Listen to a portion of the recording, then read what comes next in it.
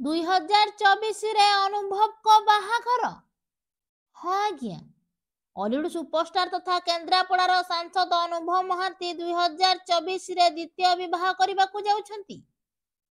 एकथा आमे कहूनु, एकथा वर्षा अनुभव को पारिवारिक विवाद रे हाईकोर्ट राय शुणिबा परे निजे अनुभव महांती कहूथिबार नजर आसिछंती।